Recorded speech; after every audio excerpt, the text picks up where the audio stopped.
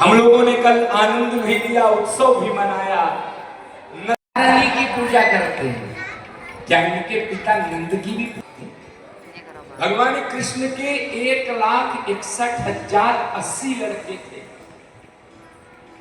16,108 रानियों से 1,61,080 लड़के भगवान के हैं। ईमानदारी से बताओ, किसी की पूजा हुई कभी? कृष्ण भगवान की हो रही, लगातार होती रहे, परिवार की पूजा नहीं हुई। लेकिन आइए महादेव के जीवन में देखिए भगवान के नाम का प्रभाव। केवल भगवान शंकर की पूजा नहीं होती, ये राम नाम का प्रभाव है, भगवान से जुड़ने का प्रभाव है। कि शंकर जी के परिवार में केवल शिव देवता नहीं है, संपूर्ण परिवार देवता है और सबकी पूजा अलग अलग है। कमजोर है नवरात्रि, बोलो कमजोर है। अब ये तो माता पिता हो गए, 2 पुत्र हैं, दोनों की पूजा। कार्तिकेय जी की पूरे दक्षिण भारत में और संपूर्ण भारत में गणेश जी बैठे, बोलो पूजा हुए। अच्छा बेटा छोड़ दो, बहू की भी पूजा। बहू कौन है? रिद्धि और सिद्धि। दीपावली पर जब तक घर के बाहर नाम नहीं लिखा जाएगा, रिद्धि सिद्धि हमारे घर आवे, हर आदमी चाहता है। अच्छा बहू बेटा छोड़ दो, पोतों की भी शुभ है और हो गई पूरे परिवार की पूजा। ये है भगवान के नाम से जुड़ने का प्रभाव, ये है भगवान का सतत चिंतन करने का प्रभाव। कि केवल शिव देवता नहीं है, संपूर्ण परिवार देवता हो गया वाला नहीं है, इसलिए से जुड़ना चाहिए। जब शंकर जी बेचारे कथा भी कहते हैं, ऐसा नहीं शंकर जी कथावाचक, शंकर जी कथा भी कहते हैं। बस कठिनाई ये है कि उनकी कथा में श्रोता कोई नहीं रहता, सिर्फ एक श्रोता, उनकी पत्नी, और कोई वहां पहुंच ही नहीं सकता। और वो भी बेचारी ऐसी श्रोता है कि उनकी वजह से इस ब्रह्मांड में शंकर जी ही ऐसे कथावाचक हैं जो आंख बंद करके कथा कहते हैं, आंख खोलते पूरी कथा में उनकी आंख बंद रहती है। क्यों? शंकर जी जानते हैं पार्वती थोड़ी देर में सो जाए, और अगर मेरी आंख खुली रहेगी, मैं कथा में सोता हुआ देखूंगा तो मुझे क्रोध आएगा। इसलिए आंख बंद किए रहते हैं कि बंद रहेगा तो पता नहीं चलेगा, एक आए कि 1,000 आए, सुन रहे कि नहीं सुन रहे, आंख बंद। तो क्या है, शंकर जी और किसी को सुनाते भी नहीं। और ध्यान रखना, जो भागवत आप सुन रहे हो, ये भी महादेव की कृपा से ही मिला है। अगर पार्वती जी अमर कथा सुनने की जिद न करती और शंकर जी अमर कथा सुनाना न प्रारंभ करते, तो अमर कथा प्रारंभ तो हो गई, शंकर जी ने कह दिया था सुनना, पार्वती ने कह तो दिया हाँ, लेकिन 3 अध्याय की कथा के बाद बेचारी चली गई। लेकिन उसी समय उस 3 अध्याय की अमर कथा को सुन करके एक अंड वही पड़ा था, 3 अध्याय में उसके अंदर जान आ गई और अंड को बाहर करके तोता निकला। और जानता था शंकर जी पार्वती को शर्त दिए कि जब भी मैं कोई बात बोलूं, चूंकि मेरी आंख बंद रहती है, तो तुम्हें नीचे से कहना है ताकि मुझे लगे कि तुम सुन रही। अब पार्वती भी 3-4 बार बोली, फिर सो गई। तोते ने सोचा ये शंकर जी दोबारा अमर कथा नहीं कहेंगे, अगर आज नहीं सुन पाया तो फिर सुन नहीं पाऊंगा। पूरी अमर कथा पार्वती जी के बहाने उस पक्षी ने सुन लिया।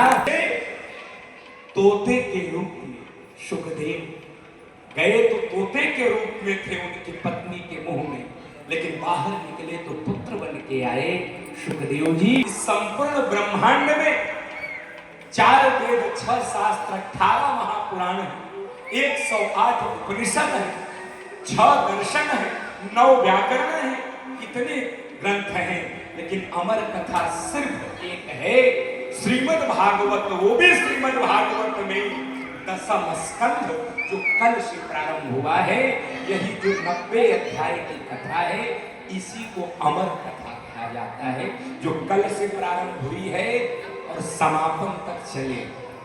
ध्यान बना रहे, इसलिए थोड़ा सा हम भी इस कथा से जुड़ करके, हम कहते हैं हम कथा सुनकर सुखदेव नहीं बन जाएंगे, लेकिन कम से कम एक अच्छे इंसान तो बन सकते हैं। चाहे दुनिया में कोई याद रखना, वो कभी नीचे नहीं गिर सकता जो भगवान से जुड़ा, भगवान की कथा से जुड़ा, भगवान के नाम से जुड़ा। आइए, और हम तो ऐसे अभागे माता पिता हैं कि 6 बच्चों को मरता हुआ हमने देखा और हम रो भी नहीं,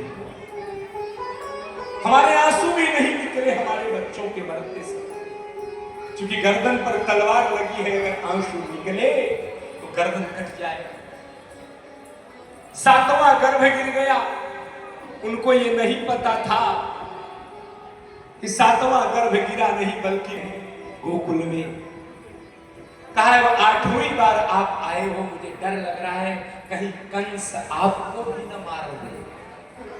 भगवान ने कहा डरो मत, डरना नहीं, अगर इतना ही डर रहे हो तो मुझे कहीं छोड़ दो, कहीं पहुंचा दो।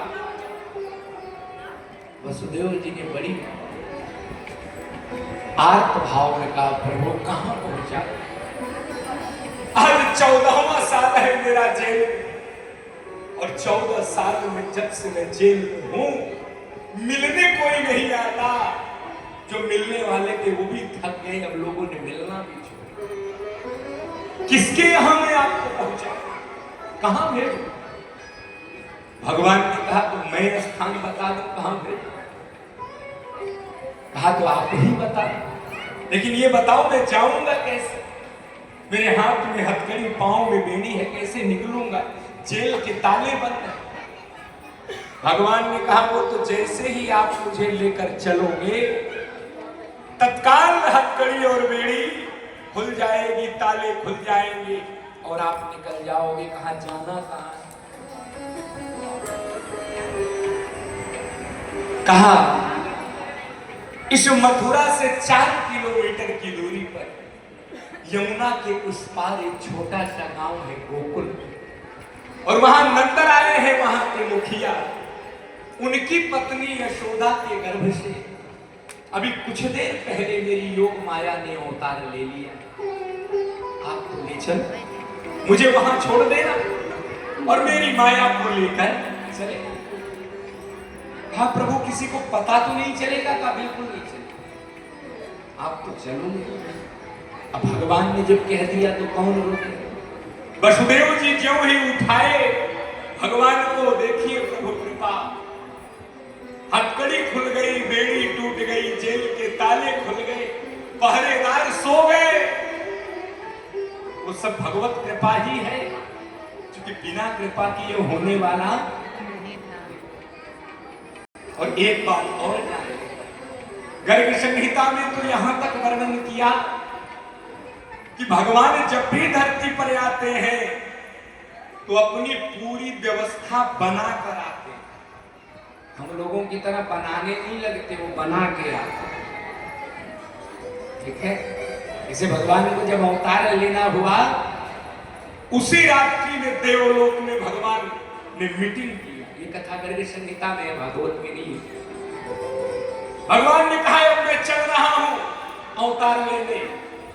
कौन कौन चल रहा है मेरे साथ? और एक बात और ध्यान देना, जितने रामायण वाले पात्र हैं यही सब भागवत में आए हैं। कृष्णा अवतार में केवल नाम बदला है और चेहरा बदला है, बाकी लोग वही। कि जैसे धरती पर बालक गिरे, रोए, तुरंत हम पहुंच के महाराज को सूचना दे देंगे। भगवान ने कहा तुम क्या करोगे? प्रबंध करके आपको छाया देते रहे, कितना भी पानी बरसे, एक बूंद आप पर नहीं आएगा, क्योंकि 1000 फण मेरे पास। भगवान ने कहा तो एक बात याद रखना। का क्या?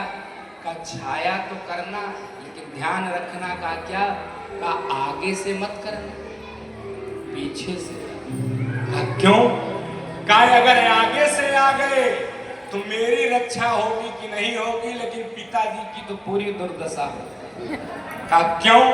का एक फण वाला नाग देखकर लोग विचलित हो जाते हैं और 1000 फण वाला नाग अगर सामने आ जाए, जैसे कहते हैं आज के समय में वर्तमान युग में तुरंत अभी केवल गवर्नमेंट अलाउंस कर दे तो वसुदेव जी निकले सीधा मथुरा शहर को लांघते हुए शेषनाग की छत्र छाया में यमुना नदी के किनारे पहुंचे।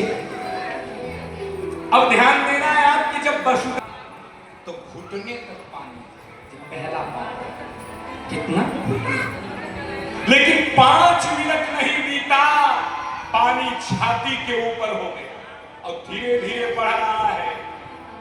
वसुदेव जी ने सोचा हो सकता है बारिश ज्यादा है इसलिए पानी बढ़ रहा है, लेकिन वो तो बढ़ता ही जा रहा है। पूछा गया वेदव्यास जी से कि महाराज अचानक यमुना में क्यों जल बढ़ने